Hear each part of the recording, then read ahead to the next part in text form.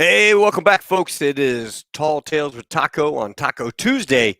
Happens to be December 8th, 2020, and back December 8th in 1992 as a young first lieutenant with VMGR 252. Took an incredible journey across this country over to Hawaii to go participate in one of the coolest things I've ever done. People always ask, why didn't I ever take leave? Well, why should I? I mean, really, truthfully, we flew everywhere. Why go take leave to go visit somewhere when the government paid you to do it, right? I mean, we flew out to Hawaii and stayed in this beautiful hotel, Outrigger, right there, or was it the Outrigger Hotel, I think, with the Shorebird, right on the beach, right in Honolulu, and we flew out of Barber's Point. Or we could be up in Keflavik, Iceland, watching the northern lights dance across the sky. Rode to Spain, eating swordfish, drinking beer on the beach. I mean, there were just so many things that we did and places that we went to. It was incredible. And tonight, I want to take you back on a little memory lane with one of my favorite Lance Corporals I flew with, Mike Aldrich. He's out coming live with us tonight. And I want you guys welcome Mike to the show. Mike, how are you? Good, sir. How are you today? Hey, doing well. Now, I noticed your thing, Bubble Boy. You want to explain how you got Bubble Boy? Well, yeah, there's a story behind that. As a flight mechanic, we accompanied the airplane, and we were over Fort Huachuca, Arizona, doing the low level attack course for C-130s, and the mission was to avoid getting shot down by F-16 fighters. Well, it's Arizona, it's hot. I'm flying with the commanding officer of our squadron, Lieutenant Colonel Brenz, and there's an escape hatch above the navigator's table, and we put in a big bubble, observation bubble, sure, an observation bubble, and I look for the guys. Yeah, and I sat on the seat with my head out the bubble, holding on, spotting the aircraft, calling them out for the CO, and he's banking left, banking right, and of course it's hot. Sure. And I did hydrate the night before. Beer was not involved. The CO's like, I want you guys to hydrate. Don't drink a lot, so I just drank water. Well, apparently I didn't drink enough, and so I started to get a little heat exhaustion. And I just, all of a sudden, I was like, I'm not feeling good, and I just kind of slid off the seat, like you see in the movies, just a piece of Jello. And the navigator, I think it was Sergeant Vangelis, he's like, hey, Aldrich is out, sir. And we're banking left and right, and the whole time I'm like, please don't have any more dogfights. I just can't take it anymore. And Sergeant Eisner was in the back, and he was the loadmaster, and the CO was like, "Are you okay? Is he okay?" And I got my head and my arms on the desk, and I just weakly gave him a thumbs up, and he's like, "Ah, he's good to go, sir. Keep going." So we kept going. We kept on with the mission. I didn't want to fail the mission. And did you puke? Yes, I did. And that's how I got the Bubble Boy. I even got a certificate that says I slimed the lap. It was a very memorable experience for me. So, yeah. Anyway, we landed, and I was done. I remember Eisner, right there on the that's where I was sitting. People don't realize, I mean, for a crew-served weapon, the C-130 was just so much fun in terms of interaction with the guys and places that you went. And I kind of was talking about that in the intro. There's a bond. There's what? There's a bond with the guys. Think about this. How many countries do you think you've been to? Oh, geez. As a flight mech flying around? Oh, man. I know I went to Norway, Iceland, Hawaii, all over the United States. Rota, Lodges, Azores. We made those on our trip back from Desert Storm. Egypt, Italy, the Azores, Rota, Spain, Greenland. Oh, my God. Wait a minute. You were in the first Gulf War with 252. Mm-hmm. All right. So were you over there when Major Bush flew over into the Iranian airspace and the F-14 pulled up and tanked on him? No, I never heard that story. You got some background on that, or I don't remember the story. Well, so from what I heard, I remember writing a leadership paper on it. Bush was flying, and the navigator kept going, "Hey, sir, the winds are blowing us. You need to come left, hitting whatever." And you guys got to understand, pilots, we just flew the airplane. It was such an easy job. You got a navigator telling you which way to go. You got an engineer taking care of all the fuel. You got a load master taking care of the weight and balance. You got a guy working the mech, working the radios and stuff. So HF radios. Well, Bush turns around and looks at this guy, and he goes, "You see these? You know what those are? Gold wings." "Yeah, that's right. I'm a goddamn naval aviator. I know where the hell I'm doing. I know how to fly an airplane." And he goes, "Okay." So the navigator reaches up and turns his radar off.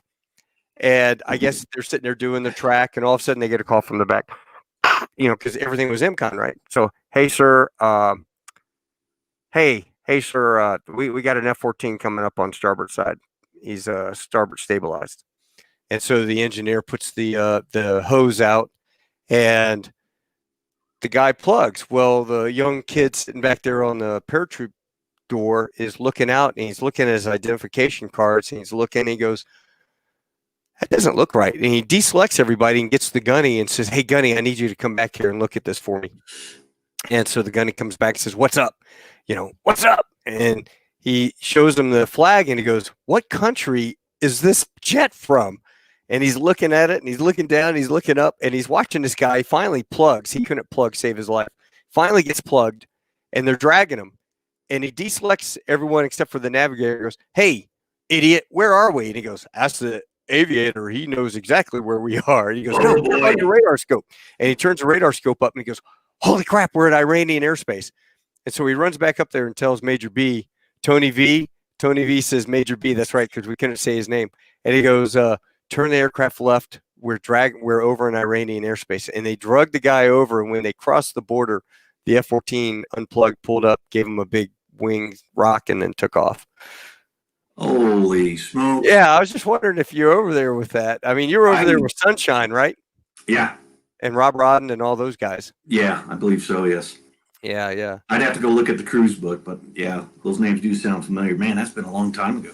So, we'll go back. I mean, we're telling tall tales. 28 years ago, think about it, 28 years ago this week, December 7th, it was a 51st anniversary, I believe, at Pearl Harbor. We got the phone call literally on a Friday and said, "Hey, can you guys support this mission?" 352 is supposed to do it, or they always got tasked with it. But they had to go over to Somalia for the invasion of Somalia. Remember when the Marines hit the beach? I remember that. And the CNN was waiting for them in the bushes? Yep. Mm-hmm. So those guys took off. We got tasked with it. And within a few hours, we put a crew together, an airplane. And if I remember right, I mean, most everyone except for Harry Larry was single. So because everybody was worried the airplane was going to break and be stuck over Christmas. So no one wanted to take the trip, none of the married guys, because they figured they'd get stuck. Yeah. So we all piled into the airplane, flew out to March Air Force Base, and marched over to Hawaii. And I remember thinking, another great trip, right? Here we are. You remember the beach? I was trying to remember the name of it. Shorebird. I think it's Shorebird. Shorebird was the restaurant, right? Yeah. Tony V, what if you guys remember? What is the name of the hotel? Outrigger, Waikiki Outrigger, I think. I don't know. That sounds familiar, but I remember it had a big driveway as you rolled in there. Yeah. And I don't know if all the hotels are like that, but you walked into the lobby and you could go right out to the beach. Yeah, and we had all of our rooms were balcony right on the beach. And then I remember there was some guy on the crew, and I can't remember who it is, and I'm not going to say a name because I'll probably get it wrong. Outrigger Reef. Thank you. This guy, we go to check in, and I remember him going, "I want room 432, 532, 632, 732, 832, one of those rooms." And she was like, "Okay." So she gave him whatever his choice. And he goes, I go, "Why did you want those specific rooms?" And he goes, "After we check in, come check it out. I'll show you why." And so I come down, knock on his door, open it up, and he is directly over the shower, the outdoor shower by the pool, where everybody would come in from the beach, and they had a little boxed door he opened up. But of course, it was open from the top in the shower. And the girls were down there showering, cleaning out their bathing suits, and he had this telephoto zoom lens taken. I mean, he was a pro. But that was funny. I think all Marines got a little demented sense of humor. Yeah, probably. It probably all the pictures got added to the nav bag for the long trips. But so we get out there, and I remember on Sunday we briefed with the F-4s. Now, mind you, you guys, there were two F-4s from Mojave Desert. The Tracor was the company. I believe they're BAE now, maybe. And they had these two F-4 Phantoms with experimental on them, right on the intake, and an N number on the back, which you don't see every day. See a ex-military airplane. So these guys tanked with KC-10s coming over to Hawaii, and then we did the meeting with them on Sunday. So we had like the weekend to goof around in Waikiki, and then we went to the meeting and met the two guys. And met Dick Lawyer, Colonel Dick Lawyer, Richard Lawyer, and the other guy, your guy, Duke Frederick. Mm-hmm. And so I remember Lawyer goes, "Hey, how you doing, Dick Lawyer? Remember, all lawyers are dicks except for me." And that reminded me to tell you the story about him, his little secret.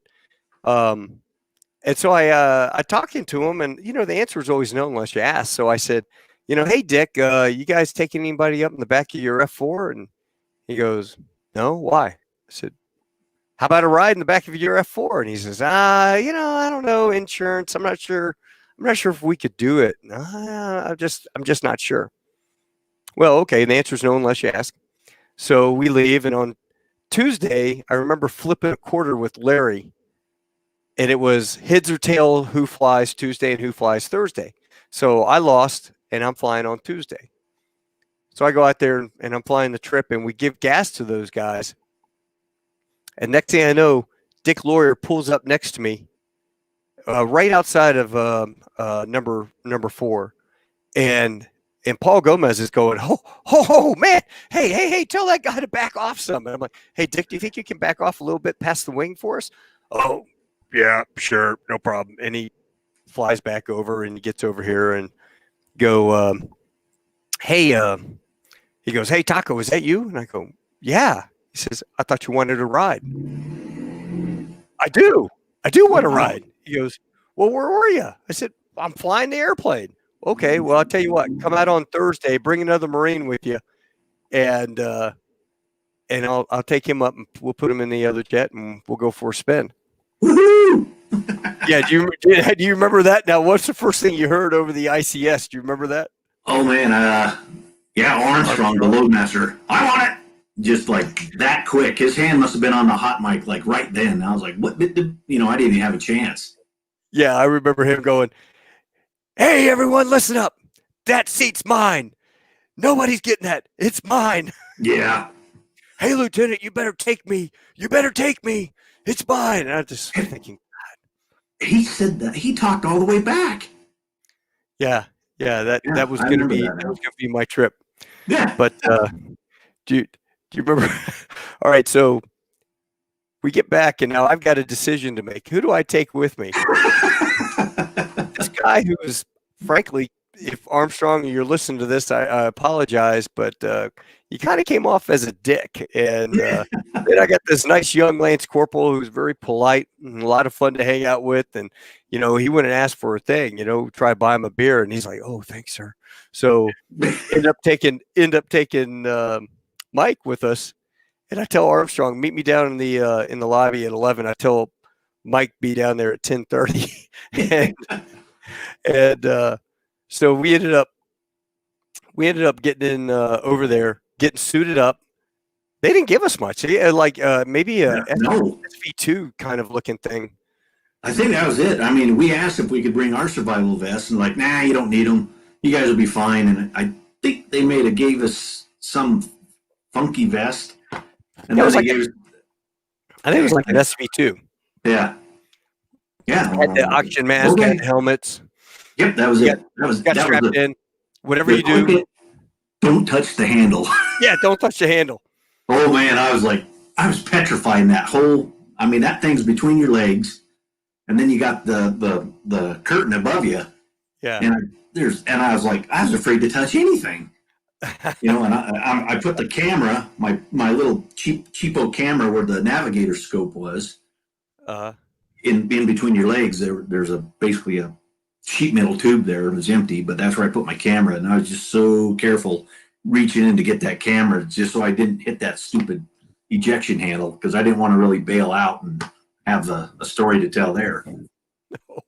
You know, I told Paul Gomez, I go, you know what, you really, when you think about it, what a great aircraft commander you were, because there were a lot of guys that would have said, Taco, Aldrich, hell no. Hell You're not no! going for a ride to F4. If I can't go, you're not going, first of all, but you're not going because if you punch out and, you know, I got to haul your dead body back, man, that C was going to chew my lunch. But Gomez was really cool about that. Yeah, he was super duper cool about it. I owe him a beer and a half. I owe you a beer and a half too. Oh man, speaking of, I remember that night we all went out and they opened up the Shorebird. They opened up and they had karaoke, and they go, the first person to come up and sing karaoke gets a free beer. And Gomez had just bought a round of beer for the table. And so I ran up there and I sang Elvis, All Shook Up or something. And I come back and the bartender hands me a beer. So now I have 2 ice cold Heinekens in front of me.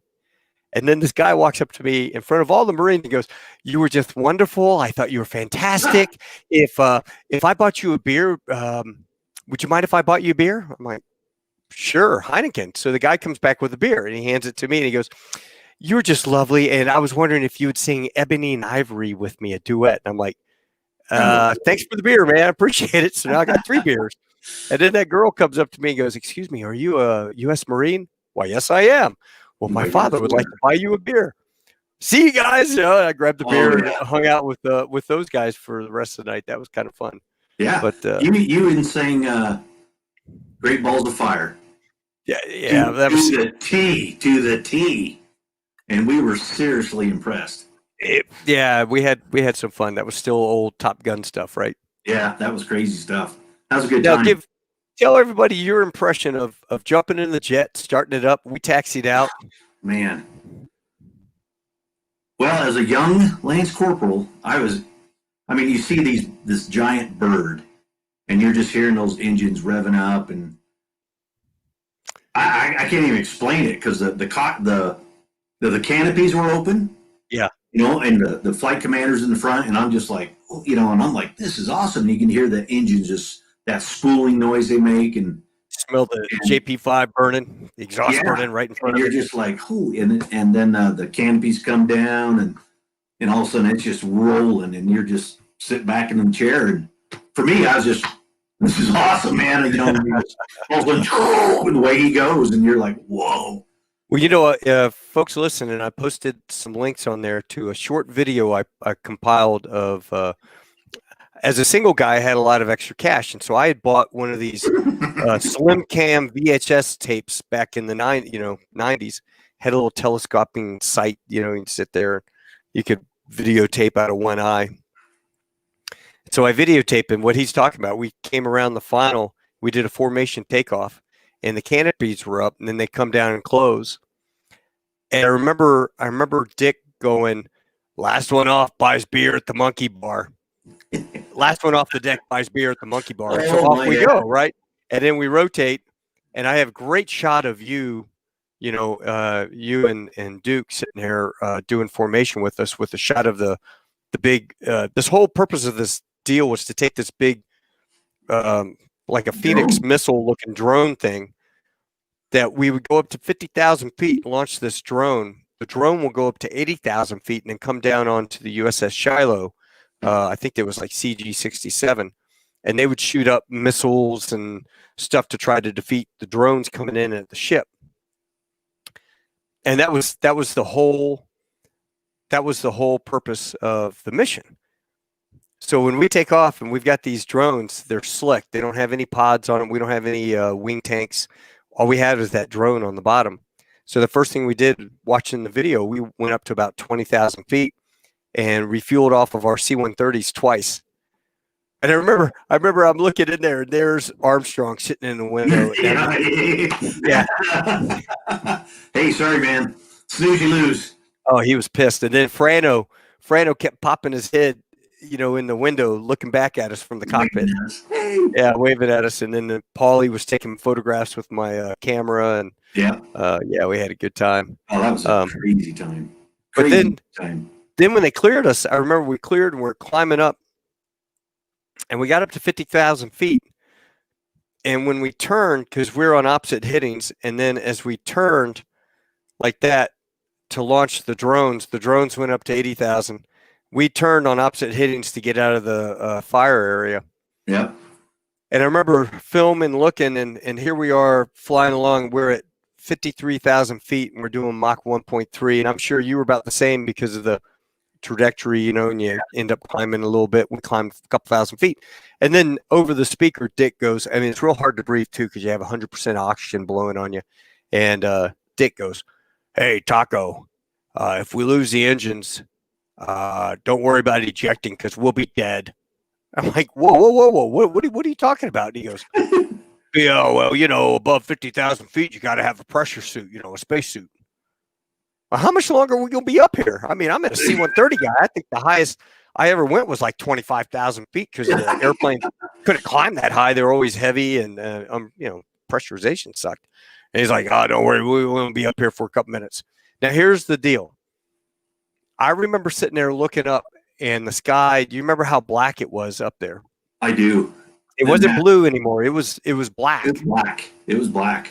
And my guy was sitting here like this, and I'm looking, he had the little mirrors on his window, and I'm looking at him, and he's got his helmet on with the visor down, and he's just sitting here doing this, and he's just looking up, and I'm thinking, what is this dude looking at? He was up. I mean, he just sat there and stared for a couple minutes like this. And then finally I heard him say something about taking a vector back to the tanker to go refuel. And so we went back. And then when we got back, we refueled off our Herk. You remember when they called up again? And then they called up and said, "Hey, the ship's requesting a flyby." Yep, I remember that. And so we go down, and I hear the guy go, "Yeah, altimeter is like 3021, hard decks the white caps." And unfortunately, when I was videotaping, you were on my right side. Yeah. When I turned my head and looked, I couldn't spin the camera around like that. It was kind of, I wish I had done it. I just remember. You were right there, and there was like a rooster tail coming off the ocean from behind you guys. Right. And then we crossed the front of the ship. I remember he went right up across the front of the ship. Yep. Then we turned downwind. We came up, and we came down either side of the ship, and he goes, 3, 2, 1. Boom. And we rolled vertical doing aileron rolls up to 35,000 feet. That quick. And a roller coaster, a crazy low roller coaster is about the closest thing I can get to it. And that's the biggest rush I love. Did you gray out? Because I did. Oh, I grayed. I was like, oh. No, I remember doing that breathing thing. But and I just remember I could see your bird in front of us, and we were just doing this spins, and then they're doing fake dogfight, and I was like, this is incredible. I couldn't believe it, man. Couldn't believe it. And then, and gosh, we did that. Then they ducked back down to the surface of the water. Yeah. And what were we, 50 feet above the deck on the water, and just zooming right along. It was such an experience. I just, I can't even tell you, and something to add on to that flight, I remember looking up black, and then they say, well, let's go and refuel. We were above the clouds, and everything was so crisp, and it was dark blue ocean below us. And, those clouds look like little tiny puffs. They did. It looked like little cotton balls everywhere, and it just gorgeous. And I'll never see anything like that again. But I remember, he's like, we got to refuel, and okay, start looking for a bird, and we're looking for a plane to refuel, and we were so high up. The C-130, it's a decent sized plane. Yeah. And it looked like itty bitty. I said, there it is, about it was 11 o'clock low, and of course they're older gentlemen. It's over. Yeah.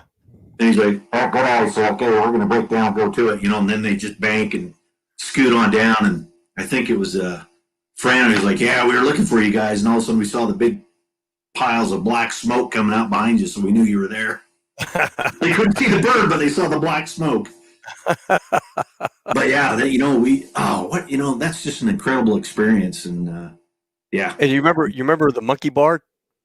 I do. I was just thinking, didn't it just stink? It just smelled Yeah, like monkeys. they had And monkeys. They had monkeys like yeah, the behind the bar. They had like a this big zoo. room. I mean, it was huge. Big Yeah. Yeah, what what would were you they? call that? Spider monkeys, weren't they? Whatever they were. They had some Terrarium. woman in there cleaning the poop off the glass Yeah, whenever the monkey would throw the poop at you. But sitting there I drinking remember beer with that. those guys and just having a blast, thinking Yeah, we and got it to was humid, fly. hot and humid. Boy, that was a thing. It was humid in there, and it Yeah. just stank. It smelled like a zoo. But I guess The that was the place to monkey be. cages at the zoo. Everybody wanted to go to the monkey bar to go drink beers and watch the monkeys fight and I wonder if it's everything still else. open. COVID, who knows? The monkeys are wearing masks. They're not wearing much else. Oh my God. True story there. That was great. Then we went back and got to go hang out at the beach again and then come back. I mean, that was one of the many adventures. Years later, I was looking for something. I found that Mach Buster certificate that Dick had sent me, Mm-hmm. and you had one as well. And I'm sitting there looking at that thing, and I go, I wonder if that guy's still alive. So I Googled Dick Lawyer pilot, or Dick Lawyer F-4 pilot, or something like that. And his obituary came up. Oh, geez. Yeah, and this ties in. It makes sense on that whole deal where he was just sitting there, and I'm like, "Hey, Dick, how much longer are we gonna be up here?" Yeah, I had my gloves off. I'm looking at my fingernails, waiting to see them turn blue or something. Like we need to get down. I'm waiting for my, because he goes, "Don't worry about it. The oxygen in your blood will expand so fast that you'll rupture." I'm like, "Dude, man, I didn't sign up for this. I signed up for an F-4 ride. I didn't sign up to go above 50,000 feet and have my head explode like a zit." So I Googled him, and all of a sudden, his obituary comes up, and it said Dick Lawyer, Colonel, United States Air Force. I can't remember if he had 300 or 500 missions in Vietnam. I mean, something extraordinary in F-4s, but he was a secret astronaut. Wow. So back when they picked the original Mercury astronauts, they also picked a batch. I think after they got through with their initial training, they picked a batch of Air Force guys, and the intent always was going to be single ship, then dual ship. The Gemini program with the 2-man, and then Oh, the wow. Apollo with the 3. Right. So they always had that on the drawing board. This is the progression that we're going to test. So Dick Lawyer's group went through all of the training with the astronauts. So during the daytime, those guys were getting their, like you see in The Right Stuff, with all the tests. At night, those Air Force guys were getting abused as well. But it was all top secret. They couldn't talk about it. It was called MOL, Manned Orbital Laboratory, or something like that. And what the deal was, they were going to launch a Gemini spaceship into outer space when they needed photographs of, say, Russia or Cuba or something going on. And they would have a big camera in the base of it. Truly. And they Wow. could direct wherever they wanted, take all the photographs flying around, and then come back, splash in. Well, I think if I read right, Lockheed had come out with this big giant satellite that could go on to one of the current rockets. And that satellite could go up and had a better telescope photography system than what they could put into the space capsule. So this thing was always flying around the Earth, and they could move its orbit around to whatever they want to take pictures of. And then it would take the rolls of film and put them in a space-proof deal, poop it out, and it would fall down in the sky in the Pacific, and a C-130 with the pincers on it would catch the parachute. They knew when it was going to arrive and land.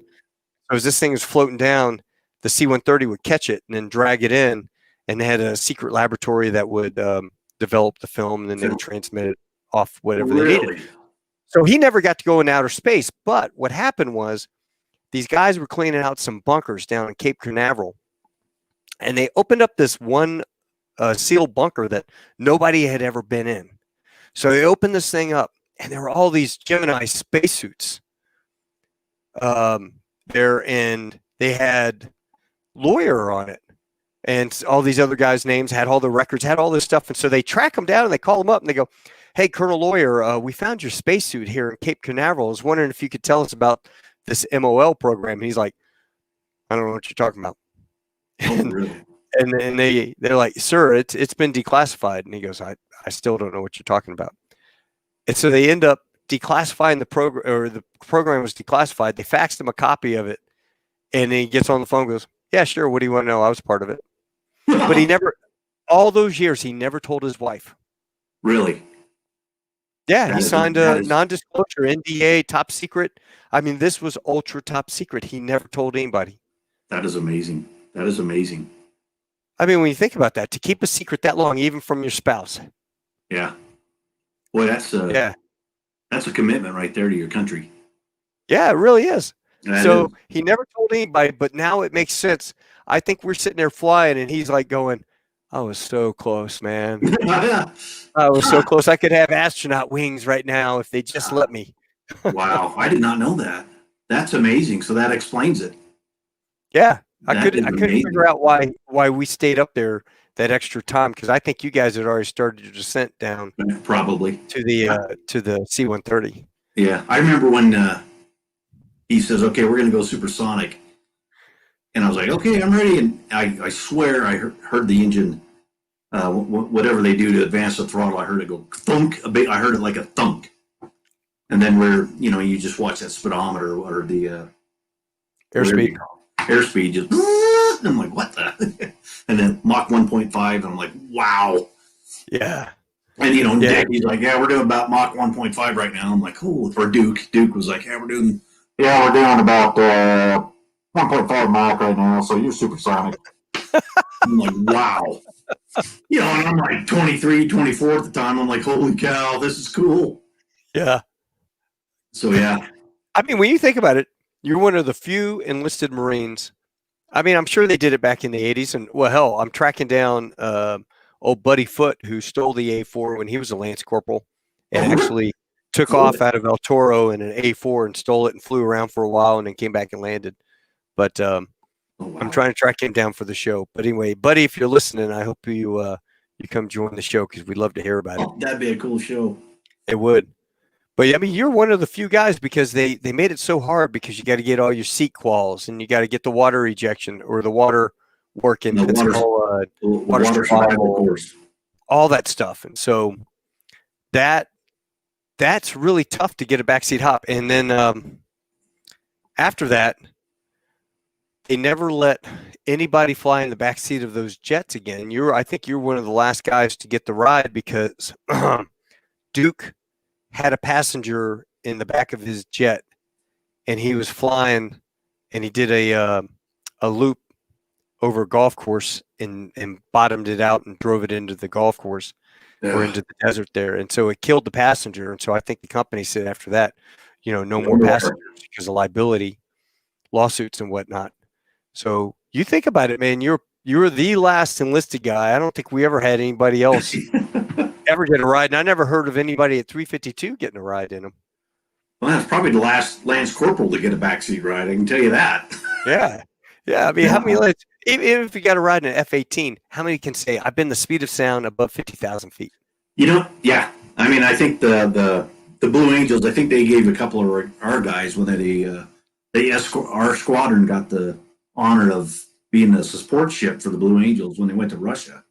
And I think a couple of our guys got a backseat ride in that thing in one of the F-18s. But their goal was just to do loop-de-loops and their show maneuvers. So I don't know how high they went, but and that, even then, that was kind of hush-hush. Yeah. So, yeah. I remember that. I remember that. That was a cool trip you guys got to do. I can't remember who the pilots were, but that was pretty awesome. Man, I want to say for the sake of anonymity, I'll just leave it at that for the two guys, the two maintenance guys that got to go. But I know who they are, so my hat's off to them. Well, Tony, if you're still listening, Tony V, Some of the best times I ever had was in Iceland with Tony V and Road to Spain. My best time with had to be with Yo Bob Wutlich Rutledge. Yeah. in Keflavik, Iceland. Did you guys go out to the Blue Lagoon? No, we didn't. We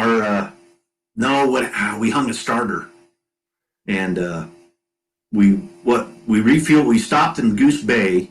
Uh-huh. We were starting to refuel, and as we were starting it, the torque I think hung up a little bit, and they said, "Yeah, we got a hung up torque," and then it kind of spooled normal. And they're like, "Well, what do you want to do?" And he's like, "Yeah, let's just keep going." And so they made the decision to fly. Well, then here it is about 1 a.m. You know, we're over the Atlantic in January, and I'm sitting there minding my own business, coloring, you know, eating the crayons, and doing my checks. And I look at the number 4 engine, all of a sudden, and it was Bob 808. Uh-huh.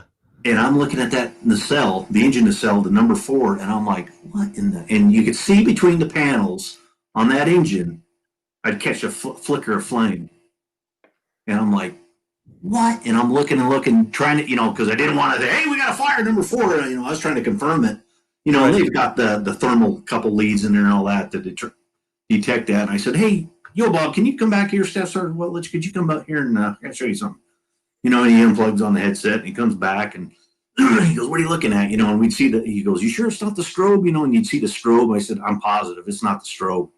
Uh-huh. And he's looking, all of a sudden you see that flame flare up. Well, what happens is the starter exploded basically, a hot piece of metal landed in the oil pan because they drip oil and caught a little bit of flame.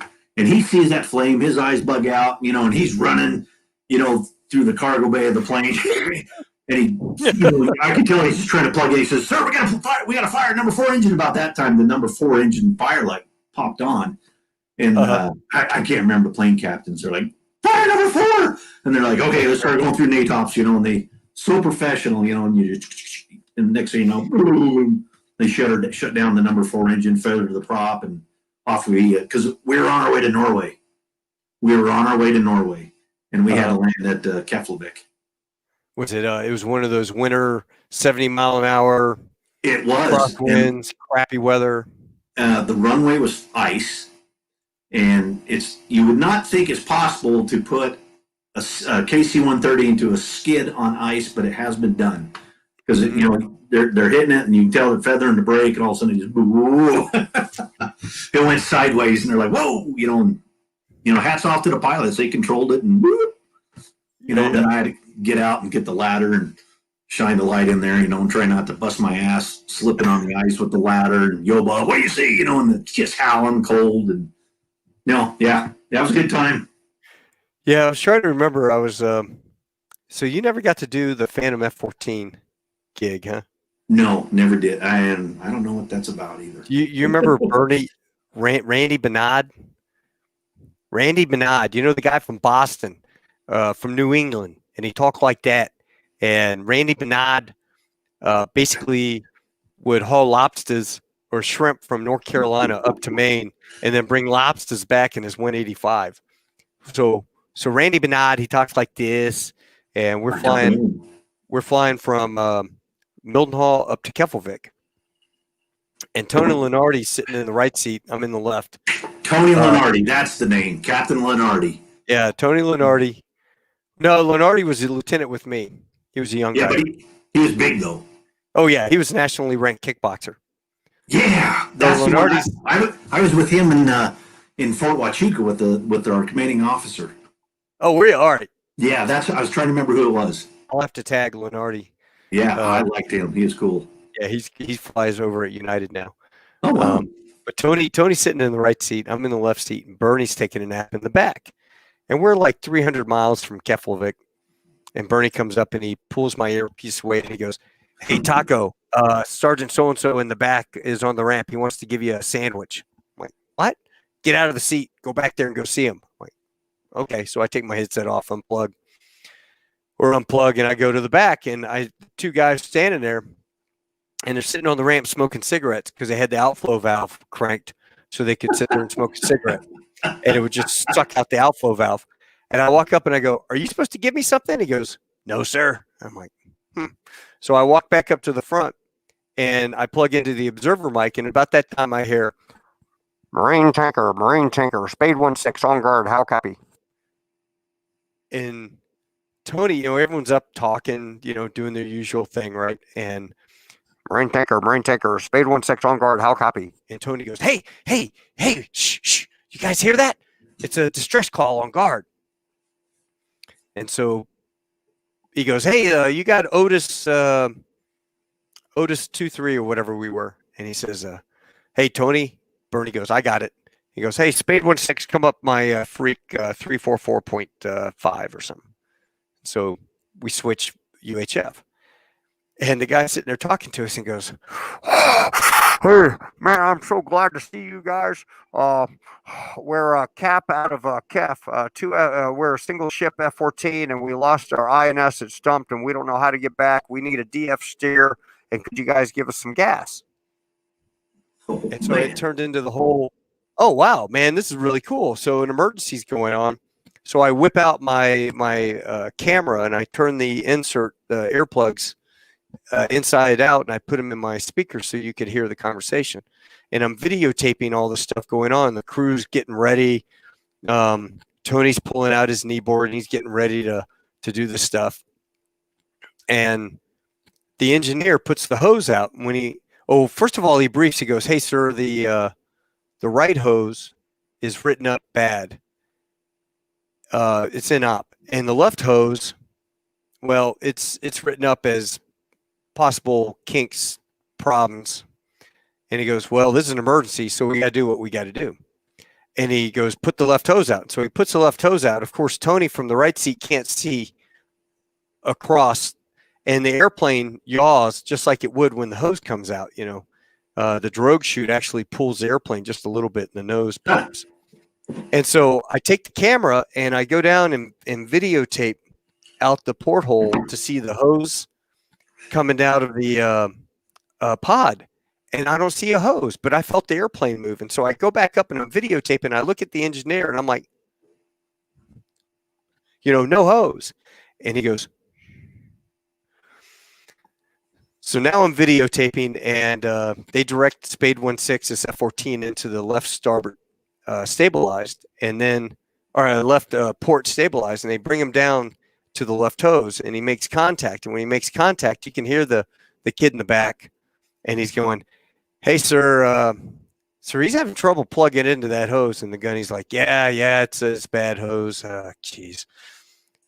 And then you hear the guy start screaming, sir, the hose is stuck, and we're shooting gas down the intake of this F-14.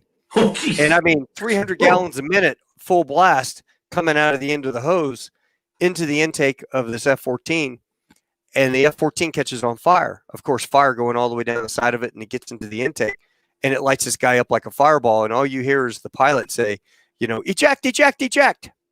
And so they eject. And we turn the airplane. We're starting our emergency stuff, making calls in the blind and all. But there was a cloud deck. We're at like 20,000 feet, and there must have been a cloud deck about 15. By the time we turned around and came back, the jet was gone. It was through the clouds, so we can't see it. And I'm videotaping everything because I'm like, man, I've got like Channel 5 News going to buy my tape. And anyway, you hear the ELT go off in the water. And I mean, it's going off loud, and then it shuts off. And we're discussing all the options that we can do. Like, we can fly down and drop a 7-man raft out. We can do this, we can do that. And we're trying to figure out ways we could save these guys' lives. And as we're circling, just burning gas. And then finally, Bernie goes, you know what? We gave those guys gas on a bad hose. We knew it was bad. Sucks. They were going to die anyway.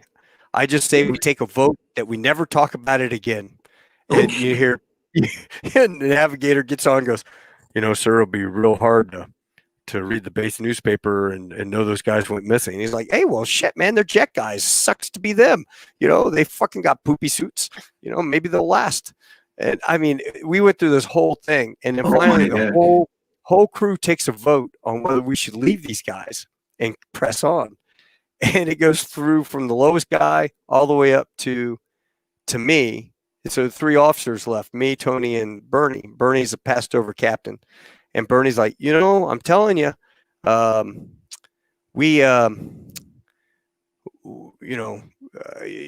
done. I'm an old guy. I'm going to fly my 185. You guys will never fly in the Marine Corps again. You and Tony are brand new pilots. You're never going to fly in the Marine Corps again. You'll have desk jobs. And he turns around and he goes, he's looking at me serious. And he's like, Taco? I'm like, damn, not happy about it, but I'm like, and so then they look at Tony and they go, Tony, it's up to you. And Tony's sitting there and he's thinking about it and he's thinking about it. And then he goes.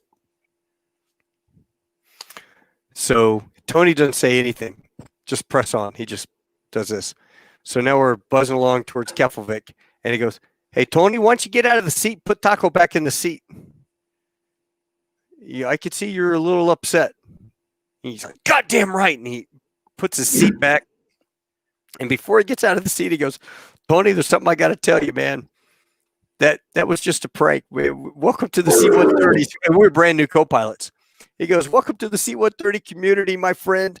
That was perfect. You did a great job. All your answers were good. It was a good exercise in what to do if this were to happen. Man. And Tony's like looking at us like, and everyone, all of a sudden you hear Spade 16. One of the guys in the back had an oxygen mask on. He put his O2 mask on, and he gets on there and goes, hey, Spade 16 here. Thanks for the gas, guys. I really do appreciate it. Buy a beer at the Mar Bar for me when you get up to Keflavik. And so then Tony knew he'd been had, and I don't think and then he was like a joke on him. Oh yeah, he was like, oh yeah, you don't want to mess with Tony. He's a big dude. He's big. the guy you want standing behind you in the bar. Yeah. Oh, you're speaking to moi? Talk to my giant friend here. Talk to my big friend here. Yeah. And Tony goes, you're lucky. I was going to turn you fuckers in. And then it was like, oh, so now you're not part of the crew, huh? Oh, man. And he couldn't win to lose. He got out and he's laughing. Everyone's patting him on the back. Well, there was one guy, and I won't say his name. He didn't believe him. He thought they were trying to cover their 6. This was another crew, another flight, another crew. He thought they were trying to cover a 6. So when they landed, he runs into base ops and he tells them that this F-14 crashed and they were the cause of it. And those guys are dead out there freezing in the North Atlantic. And you got to send a rescue plane and helicopters and stuff to go rescue these guys. They're probably dead. And the guy looked at him and goes, sir, we don't have any F-14 stationed here at Keflavik. Yeah, they're from Keflavik. They were Cap. Sir, we don't have any carriers around us. We don't have any F-14s here. We got some P-3s. We got some F-15s, but no F-14s. No F-14s. And about that time, Bernie comes in, grabs him, goes, it's okay, Captain. We'll take care of this guy. We got to get him back to the queue. We'll be okay. So that was the flight of the Phantom F-14, which was the initiation for most of the new guys. And I just happened to be lucky. I was in the left seat when we took off, or when we got up to altitude. Bernie put me in the left seat, and Tony was in the right. I would have fallen for it, hook, line, and sinker. Oh, of course. I was like, man, that's got to play on your ethics right there, man. I was like, oh, it was. It really was a great. Well, I've never heard that, and I'm listening to your story, and I'm like, okay, I thought he said this was a joke, but you were making it so realistic. I was like, oh yeah, these guys, every single one of them deserved an Oscar for what they did. Oh, yeah. The guy on the mic in the back talking on the oxygen mask, you could hear the heavy breathing, just like, and then the excitement in the kid's voice sitting on the paratroop door, watching the refueling going on. And the airplane moving, the hose coming back in, the nose moving. Bernie thought of everything. Wow. But we used to have a lot of fun now. Bernie, I enjoyed flying with him because he would strap down lawn chairs to the back of the ramp. And then when we came back in, he would fly over the beach at like 50 feet along the beach line there in North Carolina on the Outer Banks. And he would open up the ramp and door, and you could put a gunner's belt on and go sit with your feet, dangling in the chair, or sit right on the edge with your feet dangling off the back, waving at everybody as you went by. Oh, my heck. Yeah, that was kind of fun. Oh, I'd never done anything like that. Wow, that Yeah. would be fun. That'd be fun. And then, there was, I don't know if it was an engineer or navigator, somebody figured that you could get a tube, the vacuum extension for like a shop vac, and it fit up into the sextant for the sextant port. So you remember how, after a trip you're eating and all that stuff's crumbs and everything scattered everywhere. They would hook that deal up there, and one guy would hold it, and then you could open. One guy would hold it and open the outflow valve, and you could suck the negative pressure. You could suck all the crumbs and crap off the floor Really? in the Herc. Yeah, Oh man, that's crazy. That's cool. yeah. I don't know who came up with that, but whoever did deserved a um, one of those ideas in action awards. Yeah, that is cool. Wow, I never would have thought of that. Yeah, were you out 252 when they had the prop drop? When the prop Prop fell, drop. they were No, hanging a prop. That was another I story. might have been, but boy, what I remember. I remember one of the guys walking on top of the wing and going across the fuselage. You know, he was checking for corrosion or whatnot, and it was, you know, how it got really dewy out there. Yeah. And he had his cranial on, you know, and at the time cranials were coming in. We didn't like wearing them. He had it on, and whoop, he went off the top of the plane and slide down, you know, just boom. He made it. I don't know how, but Yeah, lucky son of a bitch. yeah, he was lucky. I mean, I could tell you stories about changing out the aileron package, the elevator package, rudder packages. I do have a story. This is All a right. good one. All right. So we had to change out the main landing gear struts, and I think I had about a month left in, and it's, you know, end of July, and it's just hot and humid in the hangar, and hydraulic fluid and sweat is just dripping off of me, and I'm trying to bang out these the pins on the struts, on the main landing gear struts, the alignment pins. You know, well, it's got to be done. You know, and I'm sitting there just beating, and I'm just sweating to death. And well, one of the guys, Sergeant Ginsimer, if I remember right, he was Who about, was on the trip with us? yeah, he was on the trip. He's Yeah. like, "What are you doing?" I said, "Well, I'm knocking out these pins." And he's like, "Well, hey, I'll stand behind you." And he was a former hydraulics guy who's now a flight engineer. And he's like, "Hey, I'll get behind you, and I'll catch that pin." Okay, whatever, you know, and didn't think anything about it. Well, I went and swung, missed, and the hammer flew out of my hand. Boom! Right in his forehead. And I hear this thunk. And I'm just like frozen, you know, I'm kind of squatted down and I am frozen, like, oh my God, I'm gonna turn around and see blood and he's gonna be dead. And I turn around and he's like, ah, and I'm like, oh, please God, please God, please God, no, no, no. And he's like, oh, and I was like, I'm so sorry, you know, I'm just apologizing, I'm so sorry, I slipped, and he just had a knot on his head. He's like, it's a good thing I got a hard head, and he had this big Cro-Magnon forehead anyway. But I'm like, holy cow, I'm so glad you're okay. For like days, and he walked away fine. Nothing was wrong with him, like a concussion or nothing. And the way he walks, and I'd see him for days later. Are you okay? I'm so sorry. He's like, he just laughed it off. He's like, oh no, it's good, man. It's all good. And I was like, I am so sorry. And I went back last year and attended one of my friends, Master Gunnery Sergeant Eaton, Kenneth Eaton. He retired from the Marine Corps 32 years and flew back to New River. Anyway, he saw me and he brought up that exact story. He's like, you know, I remember watching that and that hammer flying out and hitting him. He says, and he just turned. He looked at me and he just turned and walked away. Went to his squadron because he was in the metal shop mouths and he just walked in. He walked away like he didn't want anything to do with it. So Well, yeah. I tell you what, man, this has been awesome. And Oh, you think about how Chuck Yeager just died, first man to break the speed barrier. You are part of that club, my friend. We so are part of that club. both Yeah, of us. That is amazing. yeah, that's what I call prop appreciation. That was my prop appreciation ride. Second time in a jet, I got to hit the Lexington in the back of an A4 Oh when I wow. was in flight school. But that F4 ride, the answer, everyone always remember, the answer is no unless you ask. No, unless you ask. I'll remember that for work when I go up to my boss.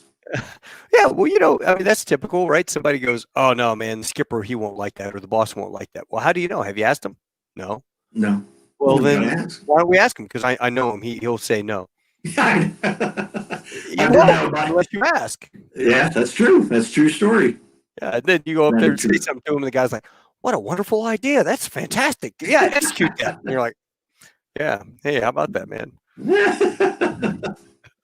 But that was a great trip. I thought Paulie was going to join us. I had sent him the link Oh to the, man. and I was going to tell him to come on and join us, but he is over in Paris right now, and it's probably 2 a.m. or yeah, it's around 2 a.m. over there in Paris. So he probably is fast asleep. But he Oh, was that coming poor back guy. from the Far East somewhere. He's a Czech airman on the 777. Oh wow. So yeah, so I had sent him a separate email and said, "Hey man, why don't you join us?" And That he would have thought he been a would. surprise. I haven't seen Yeah, you since I got, well, obviously, I haven't seen you since I left the Marines. So yeah, it's been a while. I it know has we been. kept in contact all these years. You know, we have. You called me out of the blue one day, and I'm like, holy cow. And I think you were a major at the time. You were doing your recruiting duty, and you were in Kansas. Yeah, no, I was a captain back So, then. Yeah, oh, were you captain? Okay. yeah. You'd gotten out and Yeah. moved back, and Yeah. I remember somebody asked Abby Babby must have been a tight fit with Mike in that F-4. Actually, Abby Babby. yeah, do you see that? It's got a picture of a Yeah. German Who is that? Shepherd. Must have been a Actually, tight fit. the back seat of that F-4 was pretty spacious. But how was your ass riding on that thing? My ass hurt so bad. It was like, I know it had some cushion, but how long was that flight? 4 hours? 3 hours? Yeah, it was about 3.5 hours. Yeah. Well, I was so petrified of hitting that ejection handle, my butt just stayed glued to the seat and my butt hurt. So the closest thing I could say is go sit on a piece of plywood for 2 hours and you'll get that ache and oh my butt, my ass hurt. Oh, I was miserable. Hey, Barry is on. I don't know if he's still on, but says, "What are the Oh, chances Barry. two FM's got a ride? Not good." Good to Uh, see you, Barry. Holy cow. yeah, Chris Mon, he's a Navy buddy of mine, and he says the Outrigger Reef has the Shorebird, and the Outrigger Waikiki has Dukes. That's right. That's right. Dukes. So we were at the Shorebird, right? Yes. We're at the Outrigger Reef, and the Outrigger Waikiki had the Duke's restaurant. Okay. You remember Okay. Duke? They had the big statue outside. Yes. Yeah. Blurry, but I remember some of it. Well, you're a lance corporal. I don't think you bought many. No, I don't. I don't think you bought many beers. I think we took good care of you back then. Yeah, you guys took really good care of me. That might have been the downfall of some of my later experiences in life. But yeah, you guys took good care of me. No, that can't be bad. Oh, Abby Yeah. Babby. That's my warrant officer, Gene Griggs. Oh, geez. Gene, how are you? Gene Griggs was he was awesome. So as a first young captain's billet was OIC, Air Ops OIC, and I had a warehouse over there by 252. And I had 70 Marines to work for me, and yeah, it was a great time. That was my Wow. first time being a leader of Marines. Because Really? I mean, running around with guys like you, I mean, guys sitting in the back reading War and Peace or Lee's Lieutenants and getting their masters and things like that. You never knew who you had on a C-130. That's true. The kid that I had over in, when I got my introduction to all the shops, I had Hers and Taftis and the comm guys and the weather guys and the MPs and EOD guys. They all belonged to me. And I go over to get a tour of the fuel truck guy, and Gene Griggs is standing behind me, and the gunny OIC is standing over here. And this young kid, he's from West Virginia, had real blue eyes, and he looked like Pigpen from Charlie Brown. Charlie Brown, always dirty, had that cloud around him. This kid always looked like he was just had dirt on him. And anyway, I go, so tell me, my C-130 lands, Getty, I think, Getty, something like that. I'm like, oh yeah, Getty. So tell me, Getty, how do I get gas from this truck to my C-130? And he goes, oh, sir, that's simple. I go over here and I turn on the G valve and I open up the H valve, and I'm thinking I'm standing behind him. Man, this is impressive because they made us memorize all the stupid valves in the wing of the fuel system. Oh I yeah. thought, man, here this kid knows all the valves that open up to get fuel to transfer. And then I look over his shoulder and he's got J stenciled, H stenciled. I'm like, he's just reading off, turn the J, open the H. I go, hey, Getty, man, what happens if your sphincter valve gets clogged? How do you bypass that? And he looked at me and goes, sphincter valve? Sphincter valve. Close enough. How do you get that bypassed? And you see the wheels burning. I mean, the kid's like freaking out. He goes, sir, I don't know. And he goes, Gunny's like, get back into the hut. Get that manual. You'll find out the captain's answer to the captain's question. You got it, Getty. Yes, Gunny. Sorry, sir. Off he goes. That was fun. That was my fun. Wow. But then I never had to do it. I mean, I always had Gene taking care of me, and then we had a master sergeant and a Gunny, and Gene was the guy that took care of everything for us, so we had a good time. Oh wow, good working relationship. Awesome XO. Yeah. That's cool. Anyway, that's awesome. Well, guys, I really appreciate you coming out. This was just a BS session. I've been a little bit under the weather this week, and I apologize for the coughing, but do appreciate you guys joining us with Tall Tales with Taco and Mike Aldrich. Thanks so much. I wanted to bring you on. I planned this about 3 months ago because I knew that December 8th was the anniversary 28 years ago. Yeah, that's cool. Hey, I just want to say, Mitch, thank you for having me on your show. I appreciate it. I appreciate all the years that we've kept in touch. Only a few of us can ever say that. And life's been good. And you're dang, sir, you're an awesome human being. I appreciate it, man. I'll pay you that $20 next time I see you. Okay, good. Owe you the beer. Right. Okay. But I hope your family enjoyed Tall Tales with Taco with Mike Aldrich. You guys feel free to share this, write some comments if anybody has any questions. I think we have like a minute left if you have any questions. Other than that, we'll be signing off. Let me see if we got anything popping up here. No. Abby Babby. Good to meet you, Mike. Hey, good meeting you, sir. Well, listen, you have a good one, Mike, and be safe. Is it snowing up there yet? No, it's freezing cold, but it's not snowing yet. And when you guys going hunting again? A friend of mine and I are going to go hunting tomorrow. Well, good. I hope you get something. Well, me too. It impressed my son. He says I'm a terrible shot, so. You're a Marine, man. All Marines are expert shots. On a good day.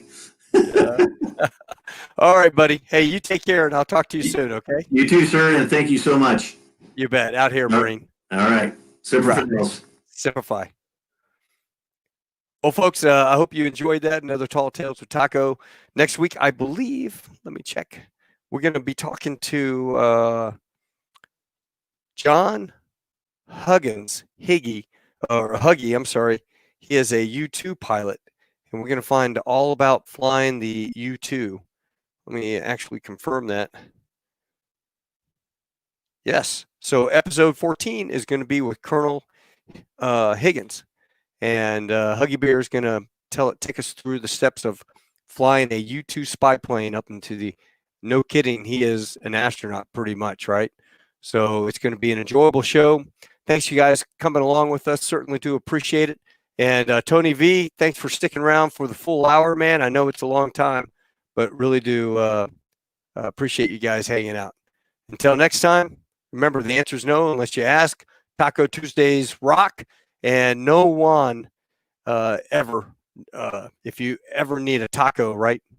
Dial 911. I'm just kidding. Anyway, have a good one, folks. Hoorah.